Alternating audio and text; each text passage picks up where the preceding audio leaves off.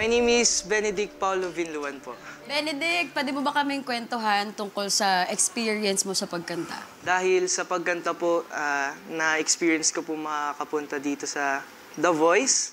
And nakakakanta rin po ako sa mga iba't ibang events po like wedding, debut, fiesta, and more on po sa serenade po sa pageant. Kumikita ka na. Yes. Through your singing. Yeah, there we go, dude. Congratulations. All right. May laban. Okay. Thank you po. Di ako umikot, Benedict, kasi I was just looking for parang a sweeter delivery to the song lang eh. Yun lang naman. Right? And you have two good coaches that turn for you, so let the battle begin. Yeah. From ganito, nung nag-start ka na kumanta, bigla akong nakaganyan na. Kasi alam ko na naiikot ako. Naghintay lang ako kung ano pang mga levels ang ibibigay mo sa amin. Yung ano ba yung mga kaya mo pang gawin. Kasi marunong ka na eh, magaling ka na. Yung boses mo, I could already hear it nang nag-record ka na ng kanta. It almost felt like it was your song. Hindi ko narinig na parang ginagaya mo si Zach. I heard you. So that's super special. Kasi most of the time, may tendency talaga yung ibang singers naggayahin kung ano yung naririnig nila. Pero ikaw, you made sure to sing all the important elements of the song, but at the same time, make sure na ipakilala yung sarili mo as an artist. So sobra kong na-appreciate yun. And I hope you choose me as your coach and allow me to help you navigate this journey with you. Benedict, tama si Coach Casey. Coach Casey actually really has more of the Zach Tabudlo sound in her. But I'm sure sa mga serenade nyo, mas maraming Martin Rivera songs siguro, no? Benedict, I'm just guessing. Pag kumakanta ka ng mga serenade, ano kinakanta mo?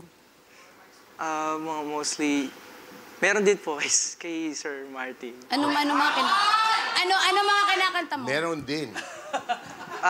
Siguro sa listahan, anditin dito. Kasi medyo dulo. Anong song, Benedict? Like, The Promise po.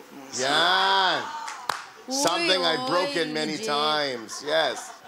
Not the record, The Promise. Benedict, yung boses mo, yan ang hinahanap ko. Hinahanap na marami. Yung highs are highs and your tabudlos are tabudlo. Yung transition from full voice, pagpuntang falsetto, doon ako nahihirapan. When I was your age, no problem. But that transition is very hard to do and it's very hard to sell. Paminsan baka akala ng tao, hindi aabot. So napupunta siya sa falsetto. But you do it so naturally. I can't wait to hear you in a concert situation or in your own show. I think sa lahat ng mga shows mo in the future, whether you go all the way here on The Voice Teens or not, I think every chair is gonna turn. Wow. For me, So you have to make your choice. Ang pipiliin ko pong coach, dahil makakatulong po siya sa akin. Ako, pag may tulong talaga. Mag-boost yung personality ko po and yung talent ko. Ang pipiliin ko pong coach ay si... I can feel it! Here we go again. Did you get the right size? Ang pipiliin ko pong coach ay si... Coach Martin po. Thank you!